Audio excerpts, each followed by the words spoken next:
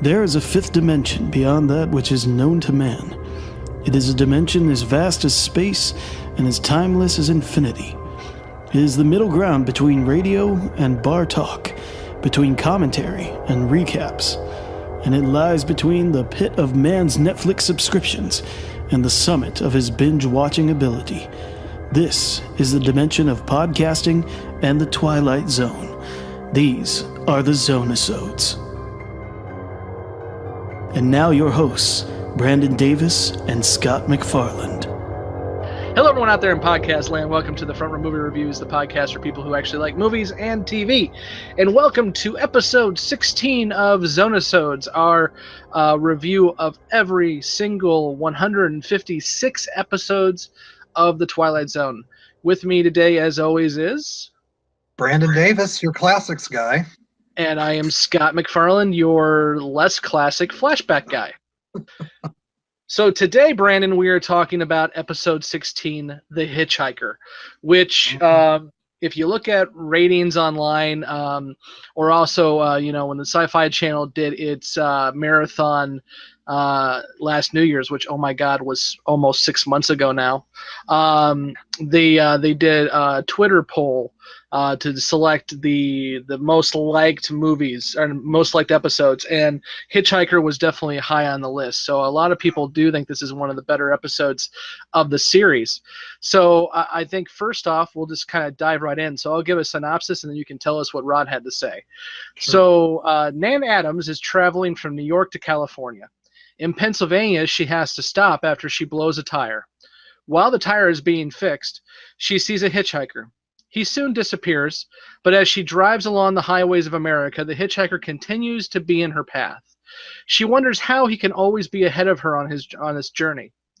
In Arizona, Nan stops to call her mom, but she soon finds out that her mom is grieving because her daughter, Nan, had died 6 days earlier in a car accident in Pennsylvania.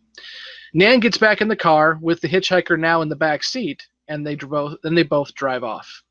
So a much simpler synopsis than last week, and I kind of cut out the Navy guy, but I'm sure we'll talk about him. Yeah. So, Brandon, what does Rod have to say when we start out? Her name is Nan Adams. She's 27 years old. Her occupation, buyer at a New York department store. At present, on vacation, driving cross-country to Los Angeles, California from Manhattan. And then this episode's interesting because his narration stops halfway through so she can have that conversation with the gas station attendant. And then it continues. Minor incident on Highway 11 in Pennsylvania, perhaps to be filed away under accident she walk away from. But from this moment on, Nan Adams' companion on a trip to California will be terror. Her route, fear. Her destination, quite unknown. Dun, dun, dun. Yeah, and this is an interesting episode too, because we obviously have Rod's narration, but then we get Nan's narration. This is very much kind of a noir where she's going to kind of walk us through the entire story as we go, almost like she's kind of telling it to somebody else after the fact, which is interesting because we find out at the end she's dead, so I'm not sure who she's talking to, but she's definitely kind of guiding us through that, and we don't get that often. I think in the first 16 episodes, this is the first time I believe it's happened where we've had a character give a full narration throughout the episode. But we'll go ahead, Brandon, and tell us what were your first impressions of this guy, or gal in this case. Well, this is an episode, and I kind of made reference to it in our last episode, but this is an episode I particularly enjoy really, really well. I'm a big fan of suspense stuff. I'm not necessarily a horror guy, but I love suspense. I love, stuff that makes you kind of unbalanced and not know quite what's going on.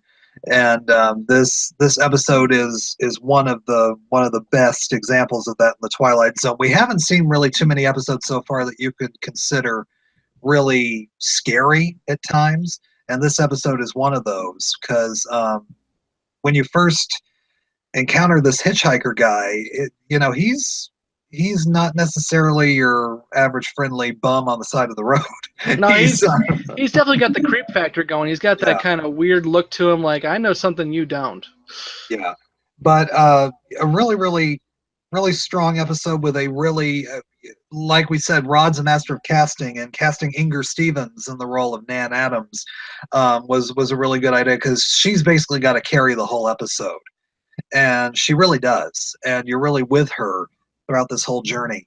And it's what I found interesting was this this episode really isn't quite a work of Rod Serling. He adapted it, but it was based off of a radio play that was done in the 40s, and it was actually the character of Nan Adams was really, I think, like Ronald Adams, and was played by Orson Welles originally in the radio play on the Mercury Theater.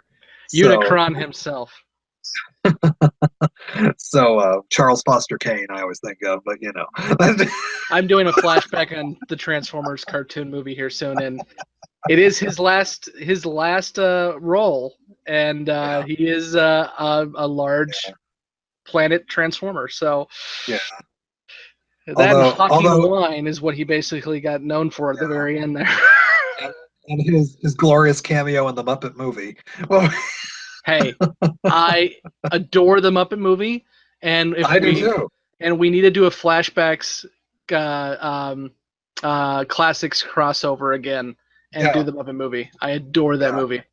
Yeah, absolutely. I think Muppets Take Manhattan is a little better, but both of them are really good. Muppet movie is quintessential.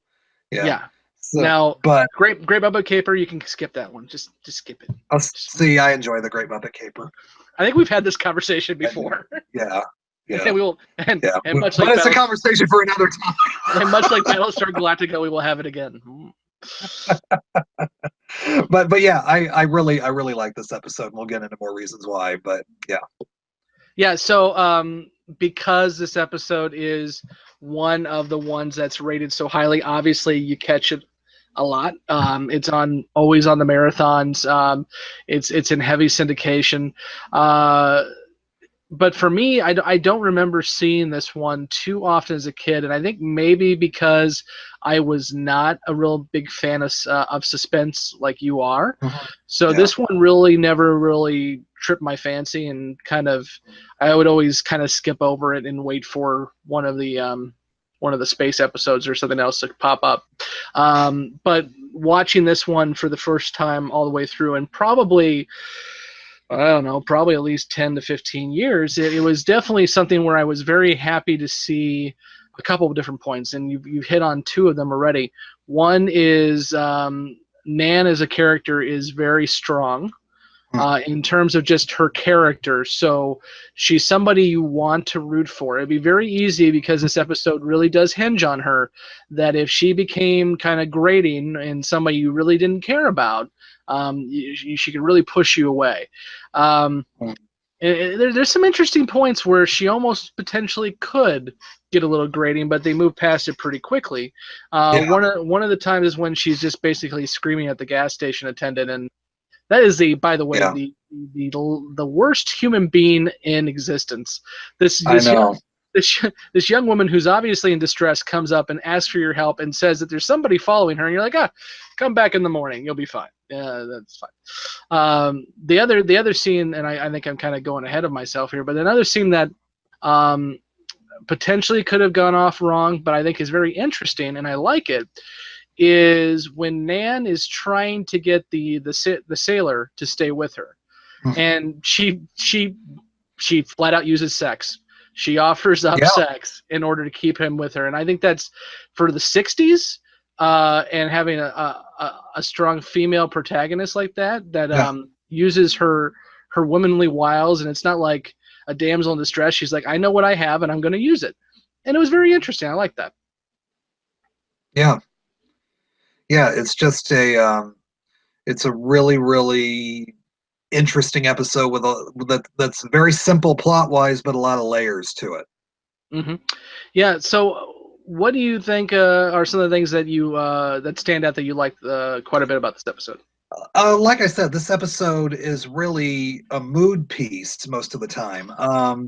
The tone is set from the very beginning once you see the hitchhiker, and then once you know that this is a guy she's not going to get rid of, It really, it's really one of those easily ones. It feels like a bad dream that you have. It kind of feels nightmarish at times, especially when she's driving and when she's talking and when, you hear her inner monologues and everything. It feels like something you dream about. You're trying to get away from something, but, when you dream, you just can never get rid of it. It's always following you or whatever. And just the tone and the pace of the whole episode. I think we mentioned in the last episode this has a very Hitchcock feel to it at times, and like the scene where she's on the railroad track and gets stuck. That's something. That's nightmarish too, where you have a few things kind of improbable, but you would have where you would have sort of two things coming at you at once, but. Inger Stevens' performance is really good because she's playing sort of this independent woman at a time when not too many women on TV were seen as independent. Yeah, and just real quick on that too, I would say not only that she's playing that, but Rod has made her into that. It's not like she's, going to go find a job or she's having to go help out a family member or whatever. She's on vacation from actually a pretty decent job in New York. She's a buyer for a store, so she's making well for herself, and she is an independent person, and she's young too, relatively. I think what they said, she's 27, I think is what they said. 27. So I mean, she's a young woman who in the 60s is not doing the secretary job. She has her own career, and so that's pretty impressive. Now she can't drive worth a damn, and even the gas station attendant points out, which I'll get into as we keep going. I have some questions about that. But as the gas attendant points out, you're lucky you didn't die going 65 and blowing out a tire. Maybe you should have slowed down just a bit. Sorry, go ahead. No, I would, but also, you mentioned it already, but the inner monologue stuff really works for me. Sometimes inner monologue stuff can come across as hokey, but this really, because of the tone that Serling is set, in this episode, it really feels appropriate. I mean, like, especially in that scene after she's, I think it's after she's, gone through the construction site without permission of the officer to go through, and she's saying, her routine now is never sleeping, stop for food, keep driving, stop for food, keep driving, stuff like that. That just really, really works for me, this whole episode. Yeah, no, I agree, and I think just the way this is structured works out really well. The pacing is great. Her narrative is helpful in this. I do like the fact that initially it just kind of starts out as she sees this guy a couple times. Okay, he's just somebody alongside the road, and coincidence happens. But every single time she sees him, she gets a little more manic. To where when the last time she sees him and with the sailor in the car, she tries to run him off the road. She basically decides, okay, it's me or this guy, and I'm going to take him out. So there's definitely a build up to that. I like that a lot. As we already mentioned, I do like the hitchhiker. He doesn't say much, but he definitely has an air about him. He's, as you already said, he's not like a hobo or anything else. He is just kind of, I don't know if he's supposed to be death or an angel of death or her subconscious. For a while there, because I didn't remember the twist, I remember that she was dead. I knew that, but I was thinking maybe this was her victim. Maybe she had hit him when she went off the road. But they never say that. They never kind of point that out. So I don't think that's the case. But no, in general, ditto to everything you said, except for one piece, and I'll get to that in a moment. Okay. And speaking of that, what didn't work for you? Well, you mentioned him, and I should have mentioned him when I was talking about things that worked for me. But Leonard Strong, the actor who plays the Hitch-Hiker, I thought was a really good piece of casting because he comes across as this creepy guy, but he's not your typical. He's got this interesting face and he has this sort of sad, gloomy face every time you see him. And really, really interesting casting choice, especially toward the end. And that the one line he utters, "Going my way." It's not this evil, menacing way to say it. It's almost kind of jolly in a way when he says it. Yeah, and you bring that up, and I didn't think about that until you said it. But he's never really somebody who, except for maybe the railroad track piece, which I think is, I'll get to that in a moment. But he's never somebody who is trying to be scary or trying to hurt her in any way. It's almost like he's trying to make her realize the truth. He's trying to point out that something isn't right here and you need to move on to whatever is coming next. And so he's more of a guide and perhaps a passenger along with her, more so than some kind of monster or something. But because she doesn't realize that until the end, the audience is led to believe, because he's doing a great job at it, that he is something that is menacing, when in fact he's not. So that's another good thing I like about it. Yeah. But what stuff that didn't work for me is probably just stuff I could nitpick about. You already kind of mentioned, the scene, at night when she's trying to get help from the gas station attendant, that seems kind of, just, I mean, it's a needed plot device, but, you would think, you would see this, innocent woman, screaming for help, you would stop and help her. I'm going to throw it out there too. Not only an innocent woman, an attractive innocent woman. You're going to help this girl. You're going to help this girl. She's a young looking blonde girl. So you're going to help her out. Mm-hmm. Sorry. Yeah, absolutely. I'm honest. I'm sorry. Yeah. Yeah, go ahead. Sorry. Oh no, I was just gonna and I do like the actor who plays the sailor as well. But I don't know. There's something. Maybe it's because I've seen him and he played a lot of, I think, sort of these gangster type characters in other movies. He comes across as a little menacing to me. He does have that. He has that mafioso kind of voice to him. Yeah. He's not quite the sort of heroic, military man you tend to think of, but we are supposed to be talking about things that don't work for us, but I'm going to go back to saying that the sailor worked for me too, because when he enters into the picture, we're kind of trained to assume that he's not going to be good for her. Why is this guy hitchhiking in the middle of the night and happened to show up just at this point? And he kind of plays that because he sits really close to her, although it is a kind of a bench seat back in the day. So, I mean, there's not much else you can do. But he's also staring at her. And so you think, is this guy going to try to do something, provocative when she's just trying to get away? But really, that's not the case at all. He never really makes a move. And in fact, when she tries to make a move, as I already mentioned, he kind of just says, no, you're a little too crazy even for me. So I do like the fact that we don't fall into a stereotype there where that guy is going to be a problem for her. In fact, he just wants to get the hell out of the car because this girl's crazy.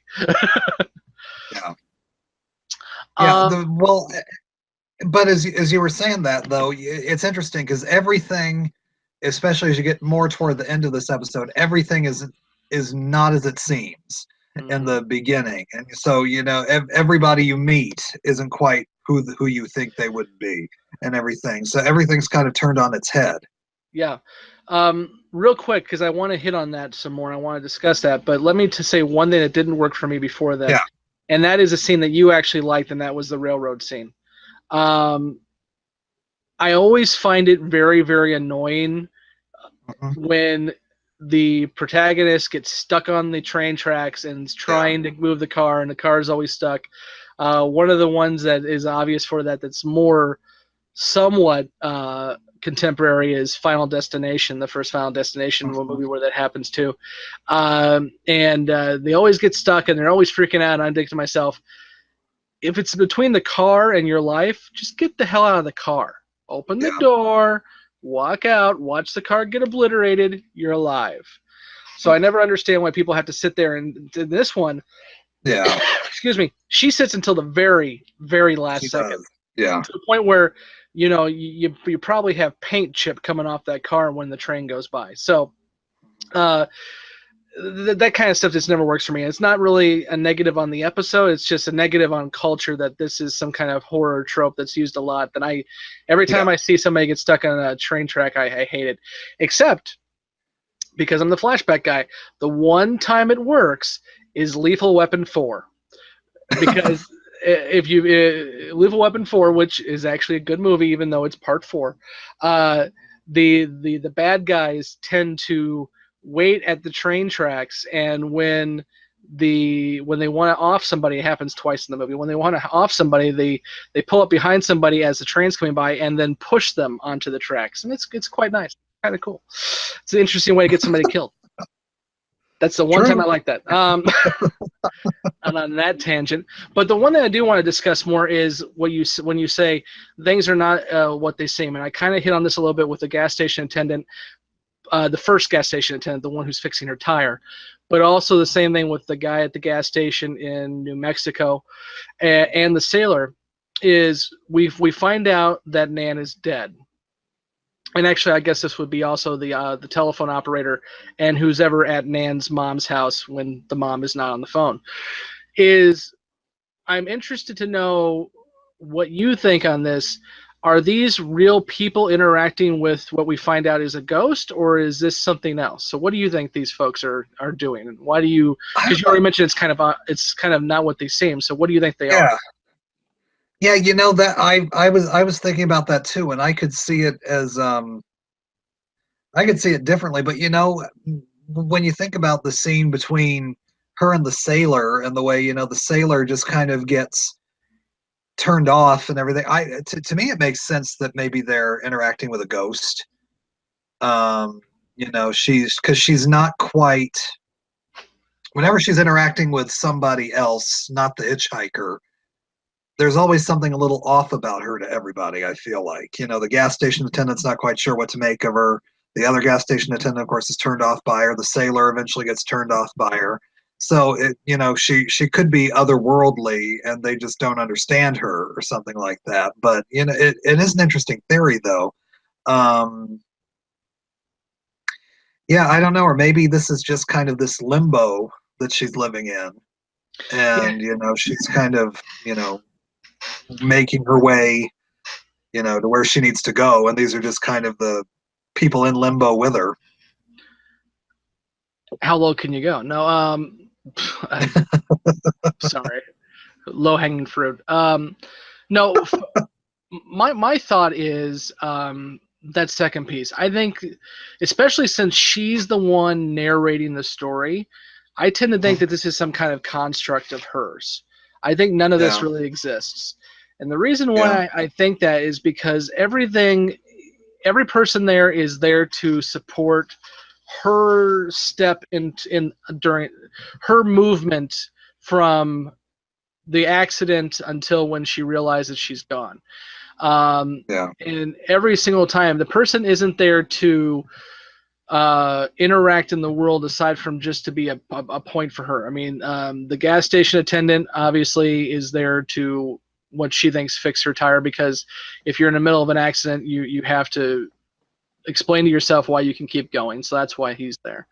The other guy at the other gas station is there to not give her help, because if she was able to get help right there and be able to get off the road, then that could have been the end of it. But she couldn't do that.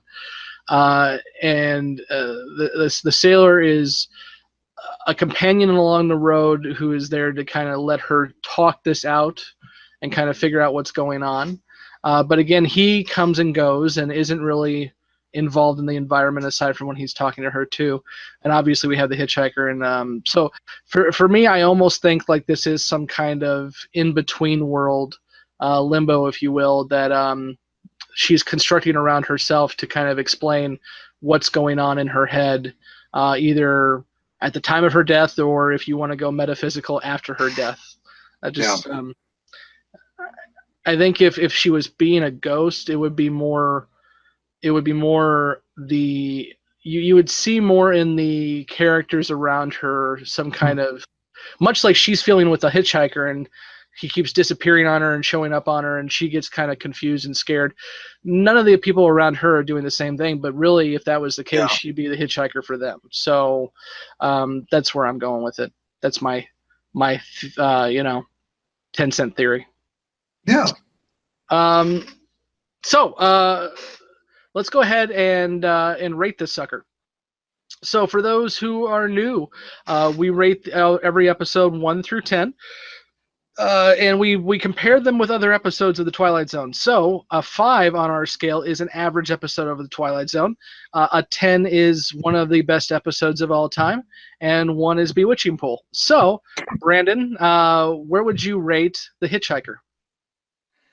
Yeah, I thought about it, and when I think about this episode and compared to the other, I just envisioned you as Pooh Bear going, think. This isn't me on the mouse. Oh bother. Okay, go ahead. No. The more and more I thought about it, the more and more I like it, and the more this episode stays with you. And for me, this is one of the episodes that ranks a 10. So really? This is one of the ones I give a 10 to. Yeah, another 10. You gave what? One other 10? Did you, or maybe 2 other 10s? Walking Distance. This is only the second 10 I've given. Okay. All right. For me, I don't know. I think this is a very good episode. I don't know if I want to put it ahead of Walking Distance, and I still think Walking Distance is around an 8. If I probably could do it over again, I'd probably give Walking Distance a 9. But I think it's on par for different reasons. So I'm going to give it the same score I gave Walking Distance. So I'm going to give it an 8. Okay. So you can also always find us at thefrontrowmoviereviews.com, where you can find all of the podcasts that we do, including Brandon's Classics and my Flashbacks. We also want to tell you a little bit something else that we're doing. Like every good TV show, we're spinning off. So one of the things we've realized is being on the main Front Row feed, which is mainly movie reviews, it's kind of hard to find us. We're kind of an oddball being a TV show review on a movie podcast. So we're continuing to be a part of the Front Row, and we'll continue to say we're a part of the Front Row movie reviews because we are. But we're going to give Zone-i-Sodes its own podcast feed. So if you found us that way, thank you. Welcome aboard. If you are listening to us on the main feed, please go search for Zone-i-Sodes. That's ZONE-I-ODES, ODES, on your podcast subscription piece of choice, because we will be transitioning over to that feed. We'll probably stay on the main feed for a couple episodes and keep reminding you about that so we don't just disappear on you. But please go over and subscribe to the new feed as well, too. So when we do make that firm transition over to our own feed, you don't lose us. So again, make sure you go ahead and search for us too. And then if you're checking us out on YouTube, we'll stay right here. We're not going to do another channel or anything. We'll stay on the Front Row's channel. So you can subscribe to this channel and like this video and keep checking us out episode after episode. We're 16 out of the way of 156, so only 140 to go. So until next time, I'm Scott McFarland, and with me as always has been Brandon Davis, but let me read what Rod's words were. My goodness, I keep forgetting Rod. Go ahead, please. That's all right, and this one's a short one. It's Nan Adams, age 27. She was driving to California to Los Angeles. She didn't make it. There was a detour through the Twilight Zone. That's very short. Thank you, Rod. Yeah. Okay. And so until next time, which we're going to go to Vegas and not in a spaceship this time. We will be with you next week for episode 17, The Fiva. Until next time, we will see you on the couch. Have a good one. Bye. Thank you for listening to this episode of Zone-i-Sodes. Zone-i-Sodes is a special presentation of the Front Row Movie Reviews podcast. For more information, go to www.thefrontrowmoviereviews.com.